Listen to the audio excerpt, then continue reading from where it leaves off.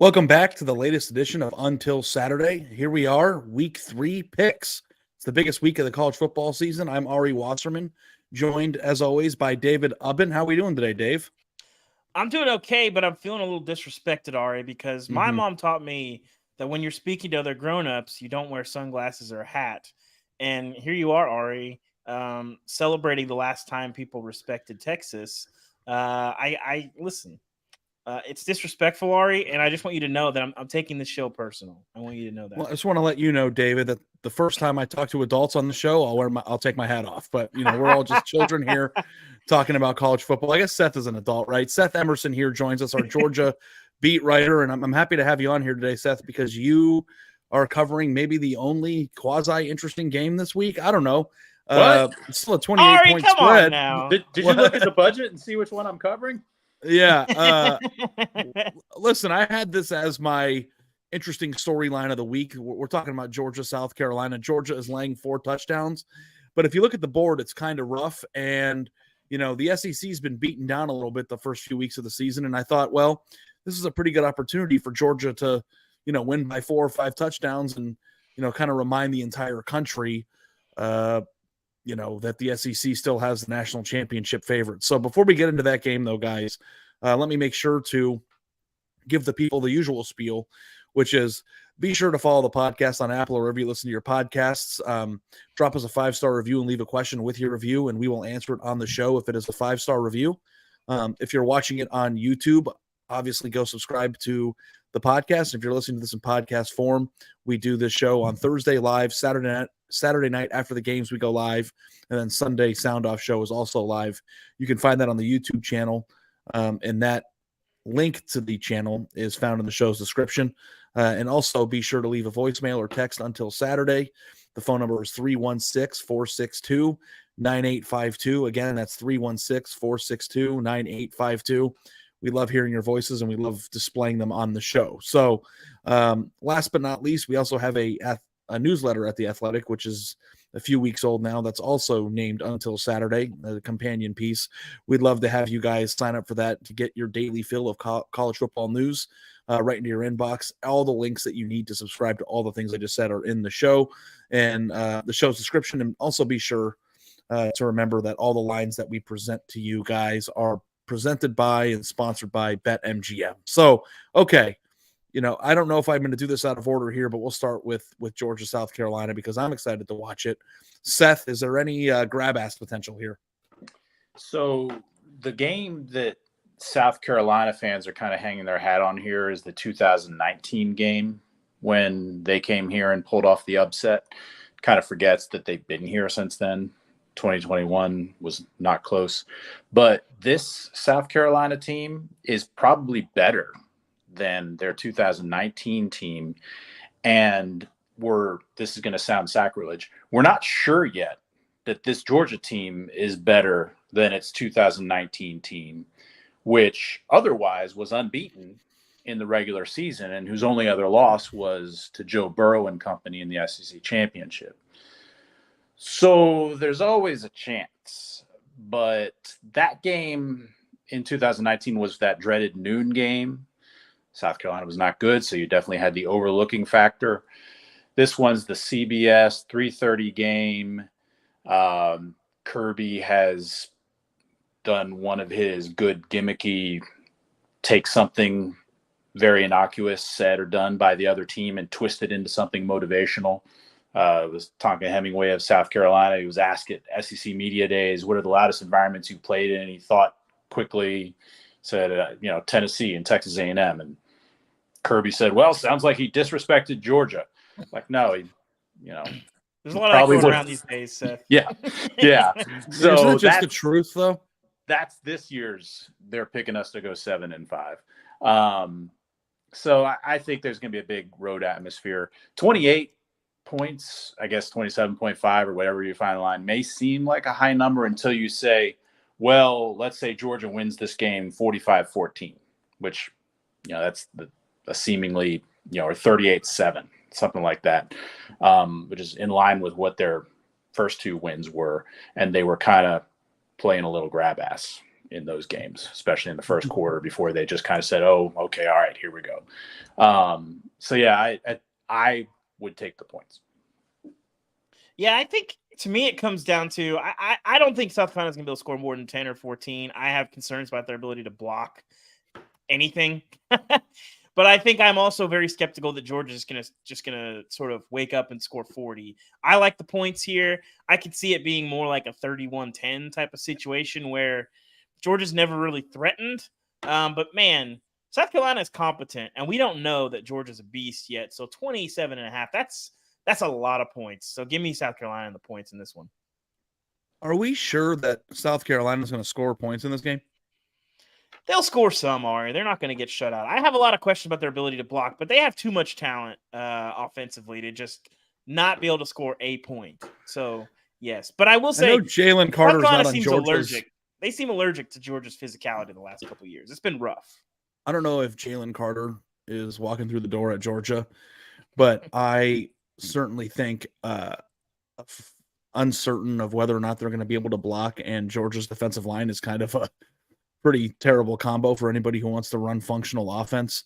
I think that South Carolina last year pulled one of the most impressive games of the year with what they did at Tennessee, and I think there's this notion or just thought process that that they're going to be able to keep this close on the road. And I even kind of fell for that thought process when I submitted the picks that we made on the website this week. But I actually, the more I think about this game and hearing people talk about it, like I think that Georgia is just going to steamroll them. And I think that'll be good for the SEC. I think that'll be good to kind of see whether or not we're dealing with a team in Georgia that is actually equipped to potentially win 3 in a row.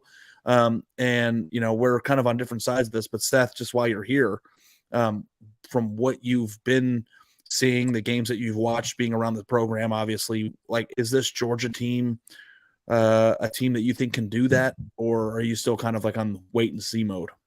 A little bit wait and see, but I do kind of think that if you told me this will be a higher scoring blowout versus a 31-0 kind of game, I'd take the higher scoring one. I think Georgia's secondary is really good.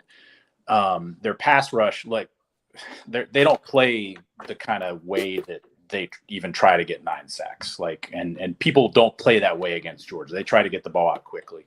But their run defense, that's been my wonder about them. And I don't think we've really learned anything yet, especially the first 2 opponents they played. I think offensively, they haven't given the ball to Brock Bowers much intentionally, and they're getting a little healthier on that side of the ball. They should have Dijon Edwards back, who was their leading returning rusher. He hasn't played the first 2 games. I don't think they'll have Ladd McConkey back. He hasn't played the first 2 games. But I would expect they'll get the ball to Brock Bowers a little bit more and probably put up a lot of points. Unless, the other thing is you've got the Beamer ball effect, and there's always seems like one crazy special teams play that goes South Carolina's way. Yeah. So I'm excited to see. I'm just like more curious than anything to see if like Georgia's just going to be the huge monster on everybody's schedule that just can't be beaten this year, or if we have another team that's susceptible to potentially not being as good as we've come to expect them to be. And obviously they've lost a lot of playmaking production, I should say, from last year's team, and it's hard to be that great every year, but what we expect from Georgia and the talent that they've accumulated is that they will be that. But college football would be weird if we had a less than peak version of Georgia. We have a team in LSU that's already lost and Alabama already losing. It just seems like I'm just waiting to see if Georgia's going to carry the banner for the entire SEC this year, or if this is just going to be an entire year of who's going to be the new kid on the block that actually gets something done. You won't know that about Georgia for a while. I mean, if they throttle South Carolina, so what? If they throttle UAB, so what? Auburn didn't look great. Maybe they're rounding into form. But if they go and throttle Auburn on the Plains, if they do it to Vanderbilt and Kentucky and Florida, like I keep everybody seemingly they have on their schedule has kind of just not looked very good. And Tennessee is still that game, and we'll get to them in a little bit. I did have a thought on how that is shaping up, the Georgia-Tennessee question.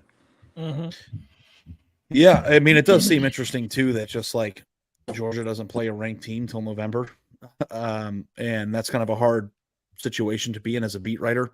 I've covered some teams too that are 27-point favorites every week, and it's just really hard to contextualize what that team is capable of when you don't have worthy opponents. So, but I do think Catherine B made the point here in the chat that if the game is close, then maybe that tells you something more so than a blowout would. So it's kind of a lose-lose for Georgia. But I would like to see, Georgia take command. You don't have to beat great teams or have some sort of top 5 win at the beginning of the year to have that look about you, in my opinion. Like, you can tell when somebody's about that life, and I'm very curious to see what it looks like if Georgia's clicking on all cylinders again, because winning 3 in a row is tough, and it kind of feels like right now that of all the teams in the SEC as a week 3 overreaction, that Georgia seems to be the best candidate to potentially win the championship, especially with 2 of the other teams that would have been in that discussion already having suffered losses. So, okay, the game that maybe I disrespected a little bit by jumping right to South Carolina, Georgia, obviously, is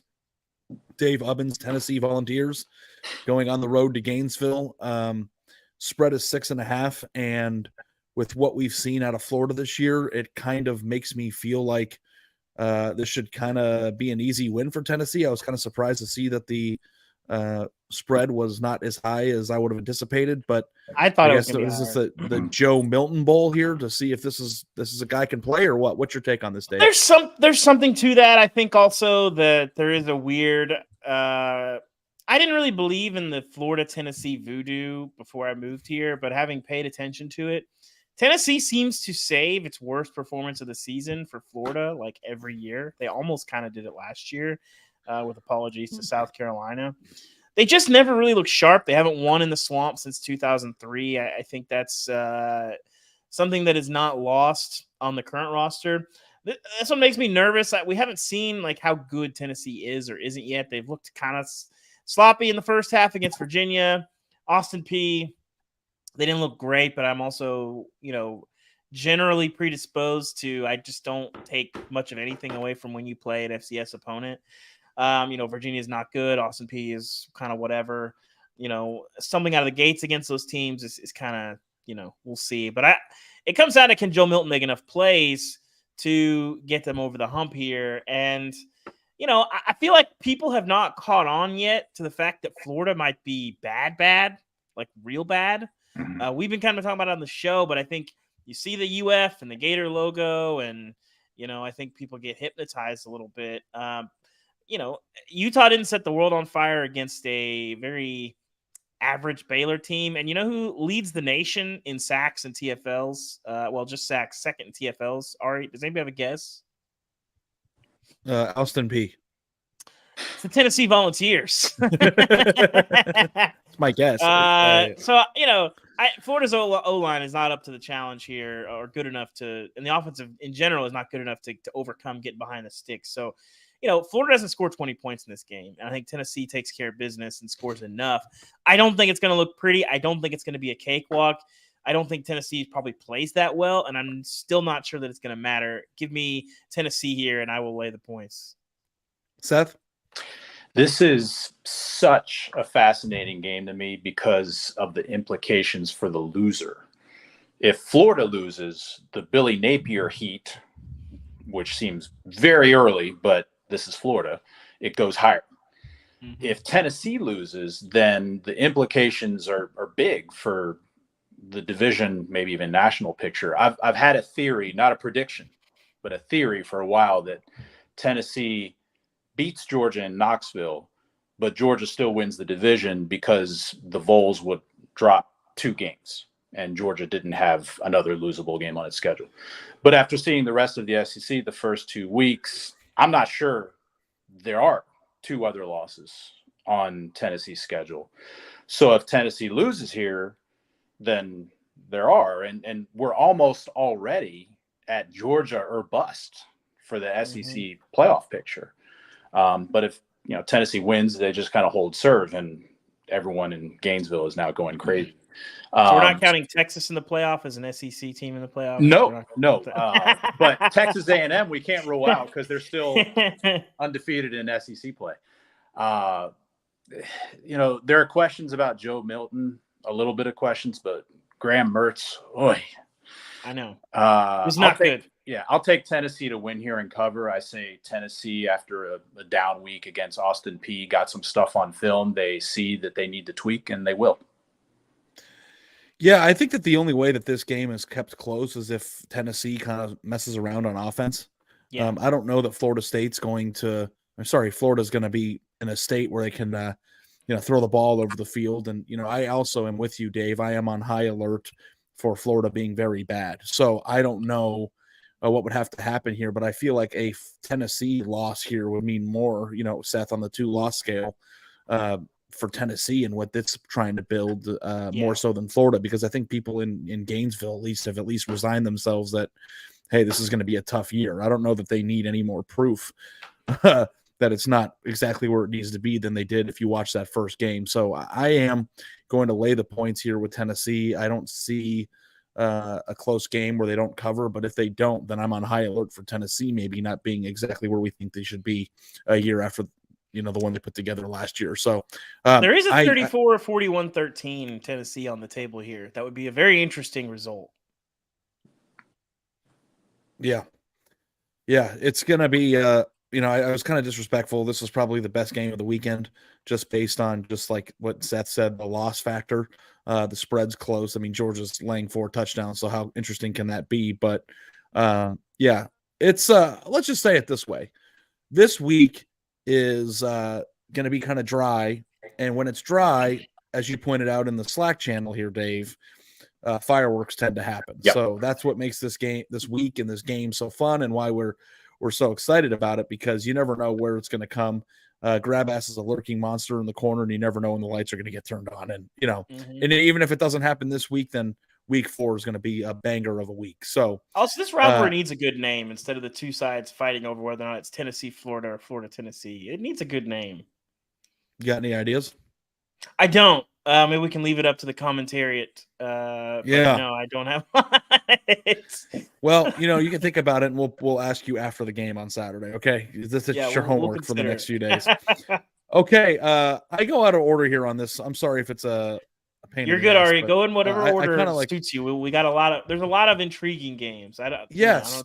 So Penn State at Illinois, I think, is an interesting kind of game, because I think that we anticipated that Illinois, at least defensively, was going to be a little bit better than they've shown so far. And if you watch the Kansas-Illinois game on Friday night, Kansas could have legitimately scored 1,000 points if they want. I felt like Illinois didn't have a single chance in hell to get a stop. And Penn State is supposed to be really, really, really good. Playoff good this year. And in the past, Penn State has muddled around with teams like this on the Big Ten schedule. Laying 14.5 points is kind of a lot. Is this the game where Penn State continues to assert itself as a legitimate national championship contender, or do we get Big Ten grab ass? Well, do you take the over or the under on 8.5 overtimes in this game, Ari? I'm going to take the under on that one, but you never know. Maybe it'll be touchdowns this time instead of whatever. I don't want to oversimplify it. I don't want to oversimplify this game, Ari, but I feel like if Penn State is going to be the Penn State that I think we both think that they are, you got to flex in this game, right? You don't mess around against Illinois. Toledo's a very, very good team. I don't want to diminish that. Kansas, I think, can be a good team. We will see in time how good they actually are. Maybe the best team in the group of 5. Yeah, there's not a big difference. I looked this week at the pressure rate and yards per carry before contact. We haven't seen a demonstrative difference in Penn State's offensive line, but it's early. They've mixed and matched some lineups. But I think they take care of business here against an Illini team. Like you said, defensively, a lot of issues. I'm not sure how much they're going to be able to score in this game. I like Penn State on both sides of the ball. That's why I think we both think they're playoff good, even if they're in a tough division that's going to make turning that into a reality difficult, even if your roster looks like it.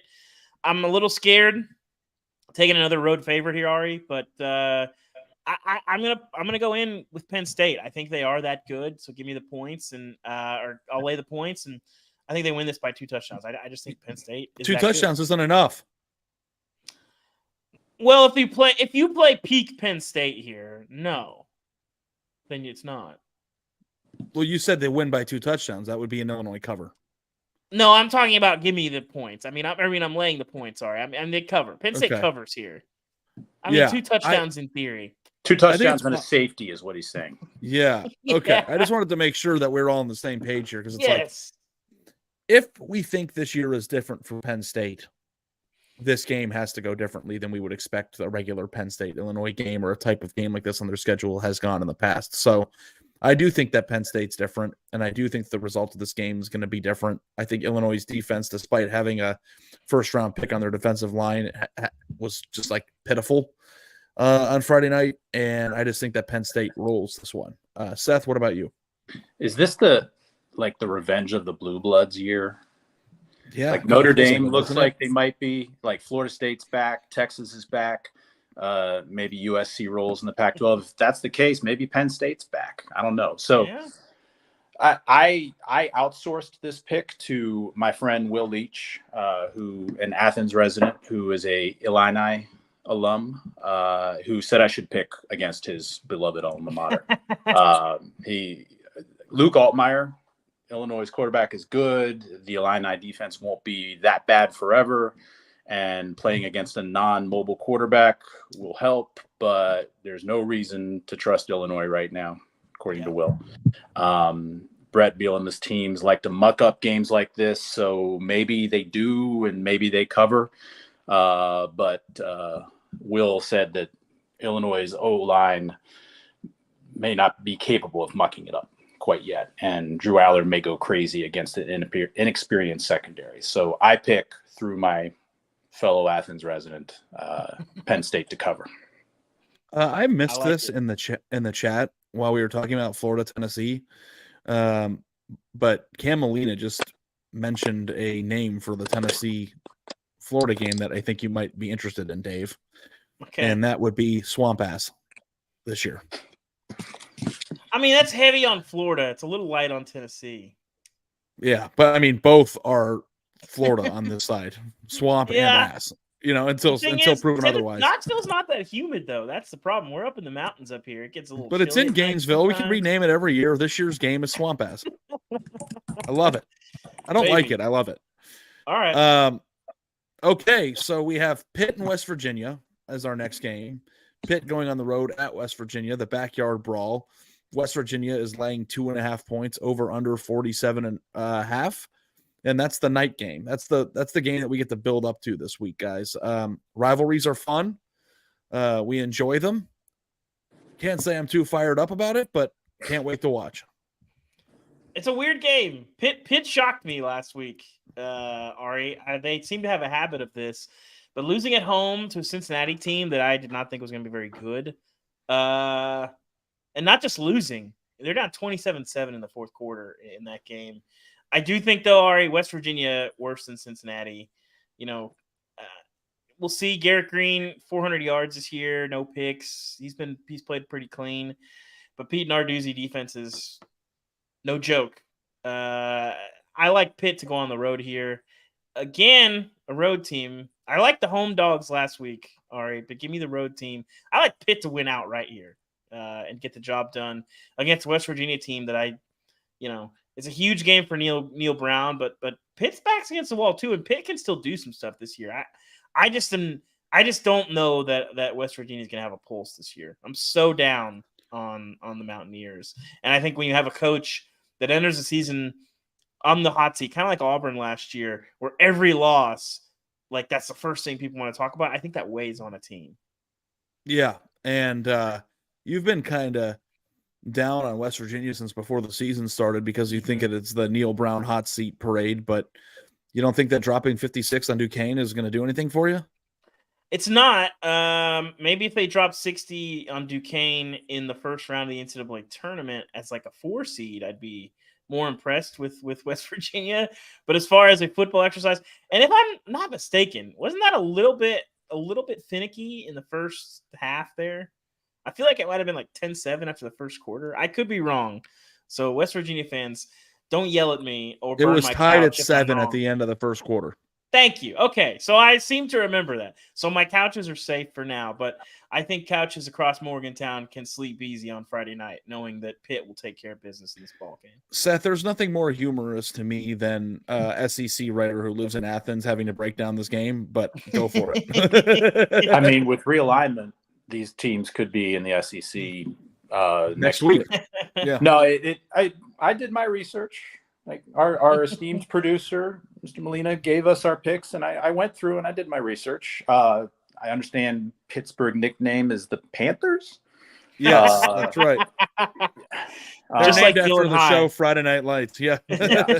No, I looked at the line, and maybe I was listening to Dave on previous podcasts. I do listen, even when I'm not on the show.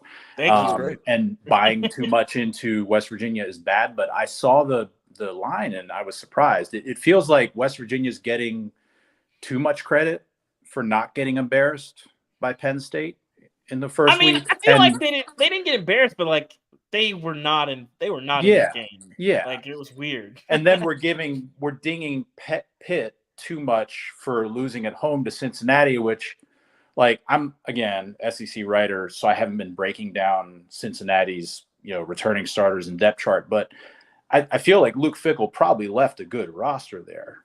So it's not inconceivable that Cincinnati might be decent. So losing at home by 6 to them, I wouldn't ding them too much. Yeah, I'll take Pitt to win. You know what you don't see very often, guys? A quarterback line in the box score that's 10 for 32 for 179 yards and 3 touchdowns. That was Phil Jacobic's line last week. Both have seemed somewhat dysfunctional this year, but I like Pitt to bounce back here. I don't know if you can. I mean, it's almost impressive to only complete 10 of your 32 passes and have 3 of them go for scores. And then throw for 179. That's 17.9 yards a completion if you don't know how to do math like I do. I will say before the West Virginia fans get mad at me, pepperoni rolls are far superior to the Primanti Brothers sandwich. So the Primanti Brothers sandwich is hot ass. Thank you, Ari. Thank you, Ari. We picked your team, Pitt. It's a bad sandwich. Thank you. It's the thing with the Primanti Brothers sandwich isn't that it isn't a good concept. Like the idea of putting French fries on a sandwich with the bread and all that, it's a good idea. But somehow they've taken this sandwich that should be awesome and have made it flavorless. And I don't know how they've done it. Well, it's because the bread stinks and there's no taste to it. But when you get that much potato on a sandwich, you have to be very careful, dare I say aggressive, with your salt balance. And the salt balance is way off. And unless you have like a salt cured meat on there, and even that doesn't necessarily win it over. That's the issue with the Primanti Brothers. And maybe I didn't go with enough vinegar or whatever, but when there's that much potato, the salt content, it was a problem. It's a bland sandwich. I'm sorry. Maybe I'm not doing it right. Maybe there's pros out there that can show me the precise amount of spices and salt and vinegar to get it right. But all I know is you should be able to walk in, order something, and if it's that good and that iconic, it should be fantastic. So I'm sorry, Pitt, but y'all got to come harder than that with your Primanti's potato sandwich. It doesn't taste anything. Yeah. There's no flavor. And also pepperoni rolls are incredible. I love them very much. So and I don't know why they're so hard to find anywhere else, but in the Midwest. Did we talk about this on the pod or was this an off? I forget, but I don't know how, similar to Philadelphia's water ice, how the pepperoni roll has not broken contain in the West Virginia ecosystem. It's unbelievable. It's so good. I don't have any idea what you're talking about. You've never had a pepperoni roll before? All right, I'm going to break this down because I fear that many of our listeners have never had a pepperoni roll either. So basically, it's like pizza crust, essentially. It's like a bread. It's somewhere in the middle. You'll have to forgive me because I've never made them before. And then you have some very flavorful. Yeah, it's very soft. And then there's a marinara. It's similar to a calzone. And then like pepperoni, but it's like in sticks. And then a ton of mozzarella. So it's like a calzone essentially, but just like it's a pepperoni roll. I don't know what to tell you. If you haven't had one, I mean, West Virginia folks I mean, know. there's a lot of pepperoni in it. It's like taking a Yes. bite out of a pepperoni sandwich, and a lot of them don't have sauce in them, Dave. I think you dip it into sauce.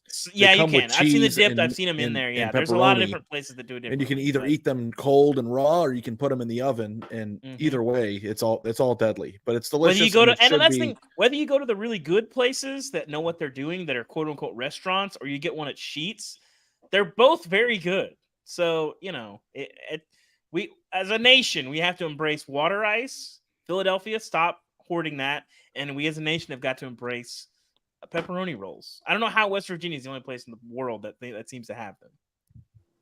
How about now we take the conversation and make Seth feel a little bit more comfortable? Let's go to more Southern football, baby. We don't talk about this trash Midwest. K-State, delicacies. Mizzou, baby, the South spot. Yeah, no, that's not where we're going. We're going LSU on the road at Mississippi State, laying down 9.5 points, over under 54.5. This is Dave's national champion. Seth, how do you stand on this game? So this is tough to predict on LSU's end because it's faced like a top level team in Florida State and lost convincingly, and an FCS team in Grambling, while Mississippi State is kind of a mid-level team. So you don't really have another game for LSU to compare it to, a similar game. It's an 11 a.m. Central time game. Does that favor the home team? Maybe the cowbells rattle the LSU players are playing earlier than thought, or do you have a flat home environment, which happens a lot with that early a start? Is Harold Perkins going to be able to go after Will Rogers? Are they going to play him the way they did against Grambling rather than the way they did against Florida State? LSU, here's, I think, a key factor. LSU in that Florida State game was burned by multiple receivers. Like Florida State it looked like they had Tamarick Vanover and Peter Warwick again out there. But Mississippi State hasn't shown they have more than just Ladeatrick Griffin. The guy who was their leading receiver last year, Ra Thomas, is here at Georgia. So ultimately, I'll lean in on LSU's talent to win this game, and I'll predict they barely cover 31-20 or something along those lines. Ari, I'm concerned. I'm concerned about my national champs. Yeah, I would be LSU, too. by the way, 1-4 in their last 5 on the road as a favorite, but 12-13 against the spread in their last 15 trips to Starkville. I was heavy on Mississippi State in this game last year, and LSU punked them. I don't love Mississippi State's ceiling, but I do trust them as a tough out. There's no bad teams in the West. I think that's just the reality. And a lot of people want to point to Mississippi State and say they're the last place team. But that doesn't mean a lot in this league and in this division. I think there's a lot of good teams. We will see if there's a great team in that division. So this is a bit of an upset alert. Going on the road in the West is going to be rough. Please let Harold Perkins rush the passer. For my own entertainment services, for your own good, LSU, I'm begging you, do it. It's malpractice. Let me jump in. Can I jump in here on that? What happens? We know narratives matter. What happens if they play Perkins the way they should the rest of the year? Does it become a real, and LSU runs the table, does it become a real talking point for putting LSU in the playoff if it's close, that the Florida State game is tainted by that? They got listen. Well, Florida State was not 21 points better than them. They broke them in the second half. Like Florida State's not 20 points better than LSU. This is the problem with the LSU debate, because, and I made this mistake too, when you think it through, if LSU wins out, they're one-loss SEC champions, which is an automatic bid in the Final Four. And if they lose again, then they're a 2-loss team, and there's never been a 2-loss team in the Final Four. So it's kind of like all those things. It's a good thought, Seth. Like the idea of, what does it look like when LSU is actually playing at the optimum level and they're using their players the correct way, and look how awesome they look. It's like they have an opportunity to use their players in the correct way and actually be good enough to win all their games. And all these things are coming into play still. They haven't played an SEC game yet. They have an opportunity to do so. And I think that this spread might be a little bit of an overcorrection to, how we feel about them after they kind of had their hearts sucked out of their chest in the first week of the year. Doesn't mean that they're not 10 points better than Mississippi State. I think that they are 10 points better. I don't know if it'll be, at 11 or whatever. But I think that LSU wins this game by 2 touchdowns. Logan Diggs back also. I think, the way you beat Mississippi State is get pressure with 4 and don't keep everything in front of you. And I think you can do that here. You got the pieces to do it, but I 9.5 on the road, Ari, that's a lot. I'm nervous. I'm gonna take the points and go Mississippi State here, but I think LSU wins it. And they're never in a place where it feels like they're gonna lose, but they don't cover. Maybe it's a backdoor, but Mississippi State is just tough out. That's a quality team. Just walking in there at double digits. Even if you're hungry, I'm skeptical. So Shaka Cummings here in the comments said if LSU runs the table, the SEC may not be strong enough for a 1-loss SEC champ to make it over other conference champs that are undefeated and have 1 loss. I want to say to him right now. That's what I don't know. The committee, I think fair or not, the committee is going to give the SEC credit for the last decade. Yeah, but it also there's no scenario where a 1-loss SEC champ doesn't make the playoff. What if it's down? What if it comes down to? Wait for this. What if there are 3 undefeated champions in other Power 5 conferences, and it comes down to 1-loss LSU versus 1-loss ACC champ Florida State? I mean, here's the thing. Those won't be the last 2. It'll be there's a lot of scenarios where it could happen. I just don't believe any of those. But that's the thing. Like in past years, it seemed like the Pac-12 was eliminated by now. But right now, as you look at it, and again, we're only through 2 weeks. As you look at it, there's a path for all 5. What I'm saying is there is a path where the SEC is really up a creek. Yeah. A playoff, the last 14 playoff taking part without the SEC would be very funny. I just would like to. I mean, there are a lot of paths and fairy tales too. It doesn't mean they exist. I have no idea. There's a lot that needs to be played out. But yeah. Also too, the SEC would not be on the chopping block. If it's a debate between 4 and 5 and who gets 4 and who gets left out, the SEC wouldn't be in that debate. Unless if their champ has one more loss, there's a lot of situations where it could happen. 4 other. I'm saying if there's if there's 5 1-loss conference champions, the SEC will not be in the debate with the last 2. If that somehow occurred. That's true. Yeah, but I don't even know when the last time there was 5 1-loss champions. I don't even know if that's ever happened. So I wouldn't worry. I think that everybody in the SEC controls their own destiny to make the playoffs still. So we'll see how that goes, and maybe I'll be wrong. But I think it's a nice segue to number 8 Washington on the road at Michigan State. Are there going to be teams in the Pac-12 that kind of make you think twice about the SEC strength and what that debate would look like at the end of the year? Washington does kind of seem like one of those teams that if they are humming and, manage not to lose and they keep that sexy offense going, that, people like offense. People like offense in the debate. The committee likes offense, and, being able to score the way that they do with Michael Penix Jr. and maybe one of the best receiver cores in the country. I think that, this is an interesting game, and obviously Michigan State's had a rough week. So, last year I thought that Michigan State was going to be able to keep it close. And if I remember correctly, Washington blew them off the field. Now they're going on the road to East Lansing, and I don't know that anything will be different in this one than last year. What do you think, Dave? I think it's a good week for Michigan State to be on Peacock on a number of levels. I think in general, I'm with you on this. This is a lot like the Penn State game for me, Ari, because I just think Washington is very, very good. The Boise State game left an impression on me, and then they played UCF down to the wire. Maybe should have won that game. Michigan State, I need someone to explain to me what the case is for why they would slow down this offense. I don't see it. They haven't given up a pass longer than 10 yards yet this year, but that changes. They haven't played anybody with a pulse yet. This ain't Central Michigan. Washington rolls. I like them to cover here. Makes me nervous taking this many teams that are favored on the road, Ari. I don't love it, but give it to me. Washington's good, and good teams take care of bad teams, and Michigan State is not a good team, and they're in a weird place. I don't know. I don't think you're going to get a situation where that roster, and I'd be curious to hear the locker room dynamics. I don't think you're going to see there, and that roster's like, oh, our coach is being, done wrong here. I think that roster is like, what is happening? Yeah. Like, what's going on?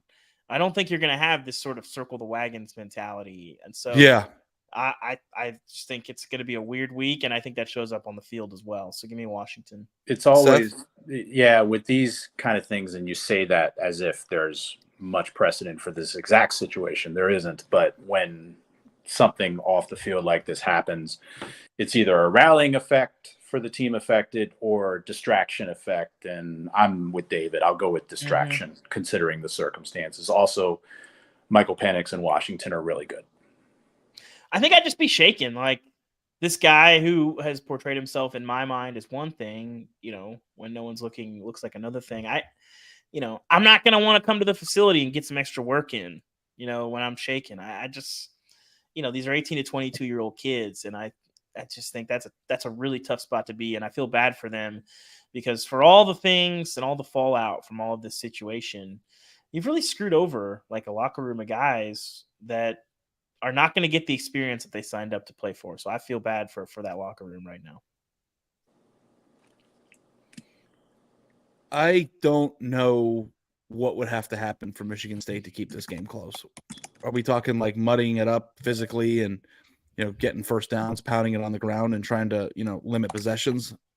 Laying 3 scores on the road is difficult, but Washington manhandled them last year, and Washington's much better than they were last year. And I don't know if Michigan State is better or even as good as they were a year ago. We'll see. I mean, the jury's out, but given the situation that's also happening in East Lansing, it seems very difficult to put your faith in the Spartans covering this game. Yeah, I'll be curious what the game day atmosphere looks like too. I'm sure there's a lot of people that are like, I don't want to be a part of this. Like, sorry, I'm out. Another sneaky good game that I was disrespectful toward. Back to it's a long list. South. Yeah, there are some pretty good games this week. Now that I'm looking at it a little bit closer, but Kansas State 2-0 at Mizzou 2-0. Kansas State laying 3.5 over under 47.5. Noon Eastern kickoff. Seth, how do you feel about this one? Believe it or not, the SEC has a chance to get back to 500 this week in power conference matchups. Ole Miss should beat Georgia Tech. I'll talk about that later. Arkansas is home against BYU, which that's Big 12, right? I'm trying to remember realignment, where we are with that. Okay. And then you've got Missouri could beat Kansas State, but I'll take Kansas State here. I haven't seen enough from Mizzou to think it can win, and I say that even as someone who saw Georgia nearly lose in Columbia last year. Yeah, I'm with you on this one, Seth. I think K-State punked them on the way to a Big 12 title last year. I believe this was also the game where Brady Cook tore his labrum. So I'm not sure exactly when that happened during that game, but they had a healthy Brady Cook for at least some of that. Mizzou's looked really shaky through 2 weeks. Middle Tennessee State is not particularly good, and Mizzou seemed to really have a lot of issues there. Ultimately, I like K-State's toughness. I mean, it's kind of crazy that Kansas State seems to have hired someone who makes his teams look a lot like Bill Snyder teams. They're tough. They don't seem to beat themselves. Chris Kleiman, Craig Bohl built that thing at North Dakota State, and the guy who followed him up and maintained it seems to be the better coach, which is kind of amazing. Last week, the home dogs were barking pretty loud. Wazoo, Miami got it done. Boise and Cal covered. Baylor, Texas Tech should have covered. But this week, Ari, against my better judgment, I'm going to be going a lot of road favorites. So give me K-State again. 3.5 points is not that many points. And I think K-State is a much better team than Missouri. Missouri, they have a chance to make a statement here. I think defensively, they're a lot better than most casual people probably realize. But K-State wins this ball game. Methodical, toughness, they get it done. Yeah, I'm with you on that. It kind of is tempting a little bit to go with that like SEC home road game against a team that, has seen an uptick in recruiting the last few years, but Kansas State's just a more functional football team. Troy is good, and K-State absolutely embarrassed them. Yeah. Dave. Yes. Colorado State University on the road at Colorado. Number 18 Colorado, that is. Colorado laying 23.5 points. Over under 60.5. I'm gonna go take a nap. You let me know when you're done talking. Listen, man.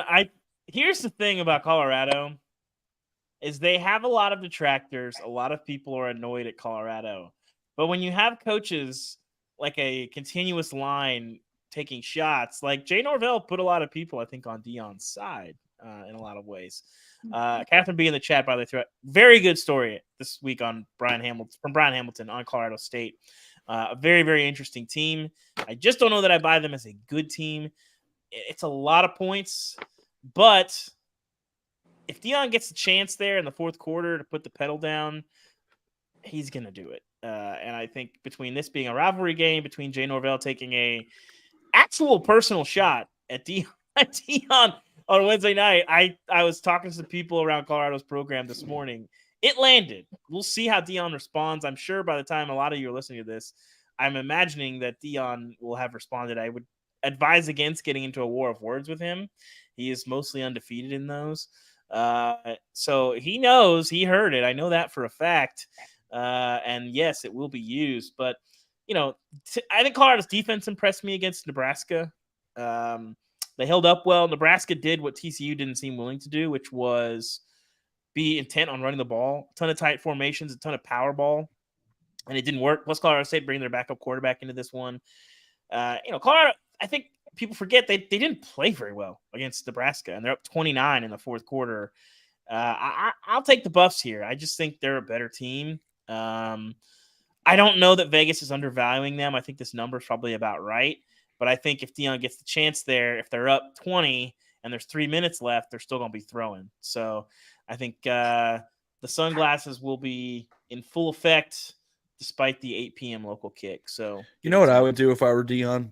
I'm just trying to think. I'm very curious, Ari. I'm guessing it would be not coach college football. The biggest burn. I don't know. I'm just trying to think of what the funniest post game burn back will be to this. And it's like, of course, I don't think we'll have to wait for post game, Ari. They chronicle everything on YouTube. I imagine the moment in which Deion is informed of this comment will be captured on YouTube and probably posted by the end of the day. That's my. The thing that I'm saying though, for the shit talking that occurs after you win. What would be funnier? Would it be funnier for Deion to wear sunglasses and a hat again? Or would it be funnier for him to wear a suit with no sunglasses or hat and then come into the post game and saying, my mom raised me to not wear hats and sunglasses at funerals? Or something like that. I think I would say probably no hat, no sunglasses, suit, and maybe shake the hand of everybody in the front row. The media, and basically, actually, there's a lot of ways you can go. Again, don't get into a war of words with Deion. I've known Jay Norvell a long time. I've covered him back at OU when he was the offensive coordinator. It's a little bit out of character for him. He's a very jovial dude, but these coaches can't resist themselves. There's a lot of coaches that hate Deion, but they're smart enough to keep it to themselves. Well, that's what's interesting to me too. Is correct me if I'm wrong, because I'm not the Deion reporter, but I've followed it fairly closely. Is this the first shot he's taken from another coach? Because it seems like all the shots have been coming from media, fans, and whatever. No, I mean on the record. We had Brent Venables at Big 12 Media Days say that he gave his players 12 months, and that's why they went 6-7 last year, and that he did not give all his players pink slips like Deion. Actually said Deion. Okay, that's right. I forgot. Again, unforced error. Then we get Pat Narduzzi at Amelia Island at the ACC spring meetings, talking to my guy Brandon Marcello. We go way back, saying Deion is not good for the sport.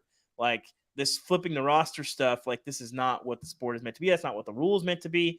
Again, I think both of these coaches are saying things that a lot of coaches have said privately and believe, but they just don't want to provide the sort of bulletin board material. Again, if you're going to say these things, the Venables and Narduzzi can probably rest assured they probably will not. Well, Venables will next year. But in general, they're probably not going to come across Deion, especially Pitt. Well, there's a lot of people Wednesday of game week. Come on, dude. Come on. There's a lot of people on the website that are listening to the pod that haven't listened to the clip. Should we play the clip? We can play the clip if Let's we play have the clip. And I sat down with ESPN today, and I don't care if they hear it in Boulder. I told them I took my hat off and I took my glasses off, and I said, when I talk to grown-ups, I take my hat and my glasses off. That's what my mother taught me. So Got some class too. Listen, I know part of it's playing to the crowd, but and you're at your radio show, and sometimes those can get a little rowdy. But just Jay, dude, it was also a especially weird considering thing how to much say team. too. Yes, it was of all the things to say, wearing sunglasses and wearing a hat. There's a lot of do we have to legitimate pretend to be outraged about this?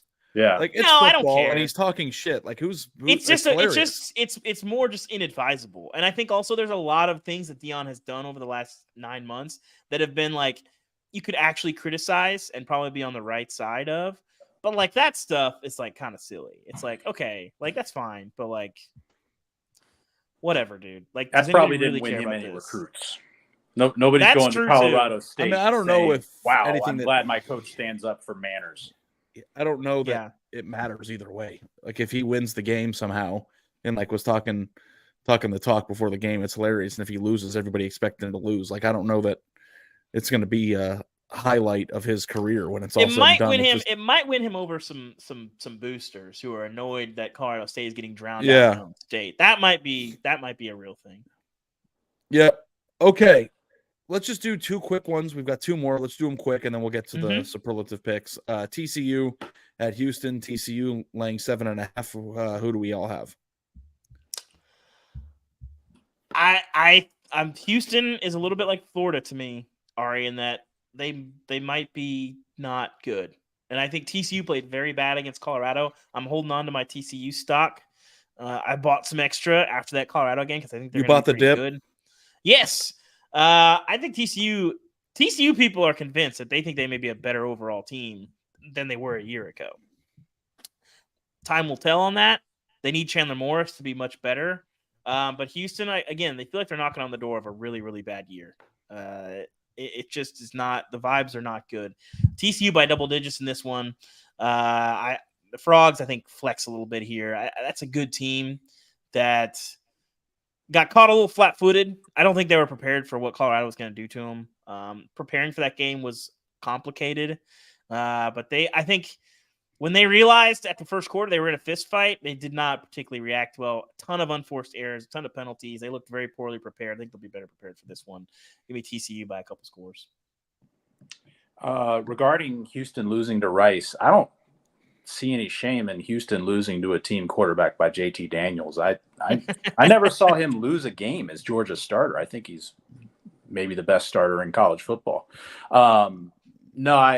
David is much closer situation. You've followed them closer, but I do buy into what you're saying about, TCU is probably surprised Colorado was that good. And I can tell you they were. And they're probably fighting their way back, and I side with you that they'll win this and cover. Yep, I'm with you guys. TCU minus 7.5. Last one, Fresno State on an 11-game winning streak at Arizona State. Fresno is laying 3 points against the Power 5 opponent, over under 50.5. It's a 10:30 p.m. Pac-12 after dark affair. Who do we like? I missed Jake Haener. I was worried that Fresno was going to be a dog in this game when our producer Cam brought it up. They are not. And another the thing is, all the home dogs that I took last week, I thought were pretty spunky, competent teams. Arizona's competent, and I think they can be interesting, but I just haven't loved what I've seen from them. A weird game in week 1. They just did not get it done against an Oklahoma State team last week that I just don't think is that good. So I like Fresno here to win and cover. I'll go with the Power 5 prejudice here. And we got to get Mike Oresco on the pod to rip Seth on this. Yeah. There's no such thing as a Power 5 anymore. Well, his problem is calling them the group of 5, right? I think it's everything. Relegating us. Yeah. Okay. Well, next year, Mike, it's going to be the Power 4. So, it's okay. Give me the I'll take Arizona State. I'm going to lay the points. I think Arizona State's probably a few years away from being a competent football team. I think they will get there eventually. I don't think they're there yet. Okay. Superlative picks. We all went 0-3 on locks of the week last week. Let's see if we can do a little bit better than that. I was technically right, though, Ari. Eight possessions inside the 40 for Arizona. For for Cal. Does your at bookie Auburn. give you your money back when you're technically right? Because if they do, Yes. I'd like to know that. Yeah. Okay. We were only off by like 30 points. If you add up those 8 trips inside the 40 and you average that out, Yeah. I mean, if they score a touchdown on all those trips, that's 26 points over. If I the could go over, back so- in time and get paid out every time I was right but lost, I would be like, I'd at least have like a classic car. Maybe. Fortunately, our locks of the weeks are not what keep our homes secure, because if so, I think we'd be homeless by now, Ari. Somebody else would have been squatting in our houses. What's your lock of the week? Locks of the week. My keyboard is going to be on fire. Yes, you, Dave, not me. Yes. Buffalo lost to rebooting Wisconsin and then lost to Fordham. People are sleeping on Liberty, Ari. Give me Liberty minus 3.5 at home. Caden Salter's a good player. Got kicked out of Tennessee and has looked pretty spunky. And he's not Grayson McCall, but Jamie Chadwell's got himself a quarterback. So this might be like a Liberty win by like 3 touchdowns. Give me Liberty minus 3.5. I like Mo Linguist. I like Give me liberty or give me death. Well, just give me Liberty. If they don't get it, I don't particularly want to die, but I think Liberty Yeah. wins this one. Well, Patrick it's your Henry lock is of the one week. of my many ancestors, by the way. Just Who is? Patrick Henry. I'm related to him via my paternal grandmother. Somehow. Is this a cease and desist? Are you going to get us on copyright here? No, it's cool. I quoted as I've overused it in my life. I think because of that saying. So I'm happy to have other people say it. Well, there you go. And Wish now I there's was the related FBS. to somebody. I'm not related to anybody who's spectacular. What is your lock of the week, Seth? Well, I should pick, now that I think about it, Sam Houston State, whoever they're playing, because I'm also related to Sam Houston. But Are you really? Yeah. My lock is Ole Miss covering against Georgia Tech, which, will get me in trouble with some people around Atlanta, but I think that's a low number. I don't know that Ole Miss is this great team that's about to win the West. They won at Tulane convincingly, but Tulane had its backup quarterback. But Georgia Tech's not there yet. I think they could be decent, but this strikes me as a 21 to 24 point game.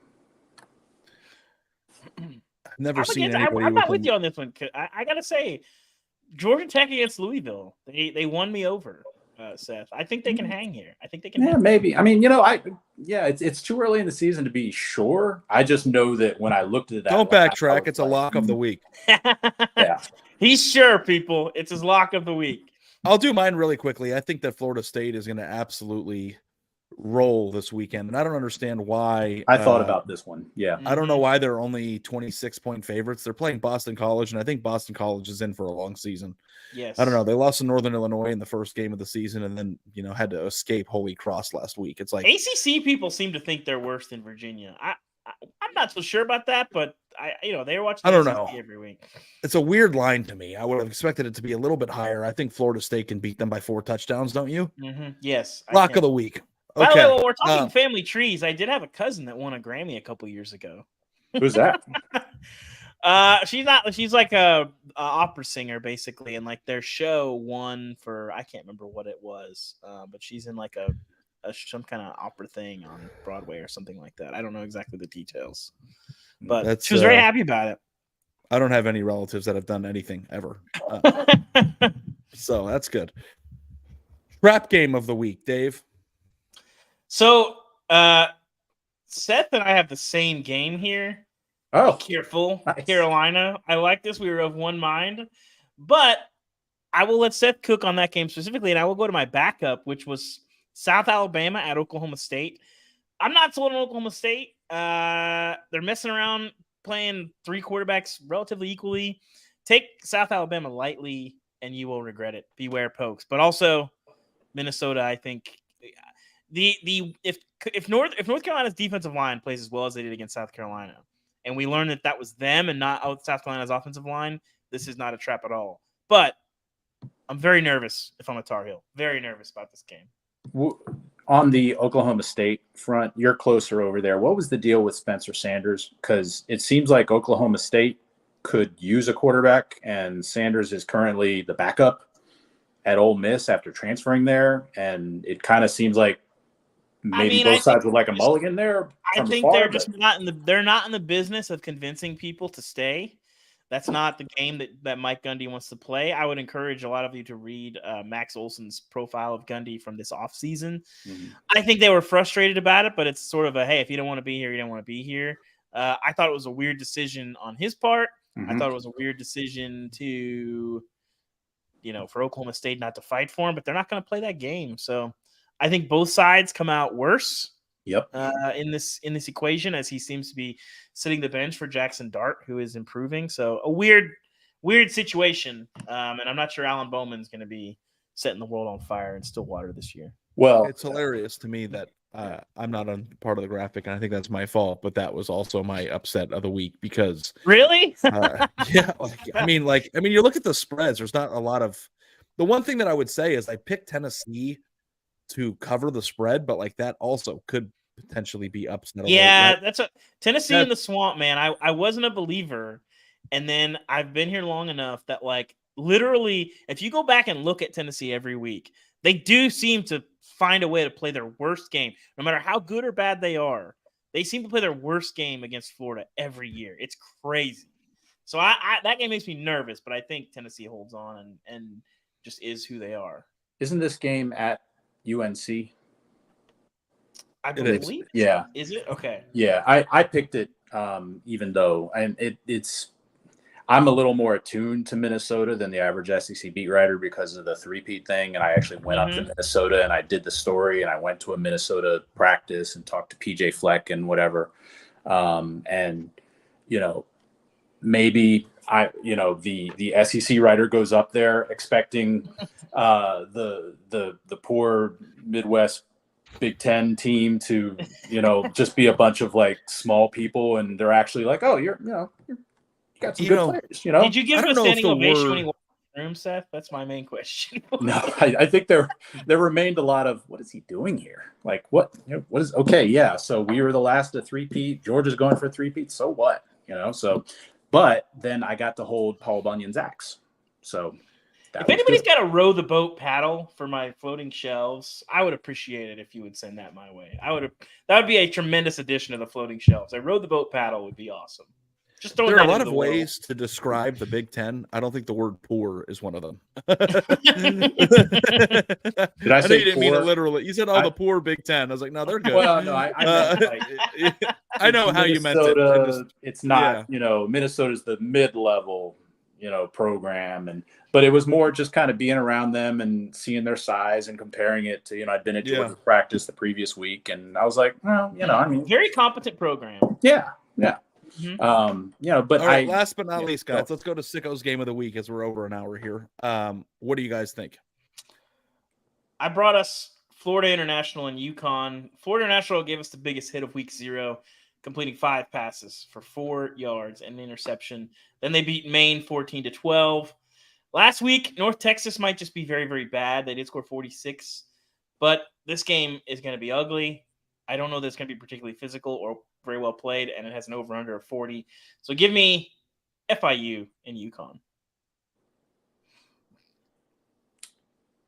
I went Eastern Michigan beating UMass, and I think it's self-explanatory on its front why that is a Sicko's thing, but I will elaborate that I made this pick about an hour before this podcast started when I was at lunch at my son's elementary school.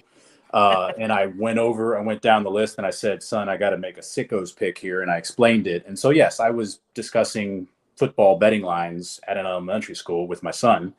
And I think that's pretty sick. So I think that qualifies. But I picked Eastern Michigan to win. I like it. As did he. My Sicko's game of the week. Somebody in the chat here just said that the game is Syracuse at Purdue, but I think there's a chance that game's actually legit awesome. Yeah, I don't know if that kind of fun. That's weird. Mine is going to be kind of funny, but it is Northern Illinois versus Nebraska. This Nebraska has been left for dead. We don't care about them anymore. But Northern Illinois beat BC the first week of the season. I don't know if that means anything.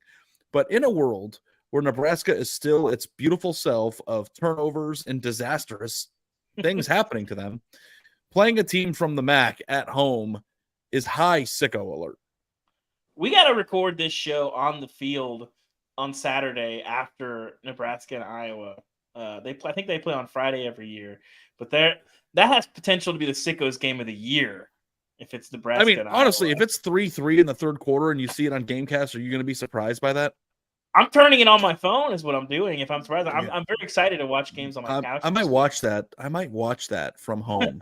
It's like I'm going to make it's going to be an intentional thing for me. So anyway, it's not the greatest week of helmet games or ranked. I'm telling games, you, but it could be a great week on Saturday night. I think we're going to see. No, I hope so. For our own sake, on Saturday night when we go live after the games, both of us are at home, which means we will be going earlier than we did last week, and I'm super excited about that. Maybe there'll be an upset to talk about. Maybe there will be something crazy that happens. It is a sport that is a little off the rails from time to time, so I don't think that we can ever count on boring being the thing. That is the prevailing notion, but it won't be. So thank you so much for listening to Until Saturday, and be sure to follow the podcast wherever you listen to your podcast and leave the 5-star review, the thumbs up, share, whatever you can do to help the show to continue to grow. We would appreciate it. If you leave a 5-star rating and review, we will do our best to get it on the show and answer it. Hit the subscribe button on our YouTube channel and join us every Thursday, Saturday, and Sunday on our live streams. That was Until Saturday. And if you are listening to this on YouTube, that's the end of the stream. But if you're listening to it in podcast form, we have a special teaser for one of the Athletics' newest podcast series, the Athletics Women's College Basketball, or the Athletics Women's Basketball Show. Here's a sample size. We hope you enjoy it. Thanks. Bring back the turnover chain.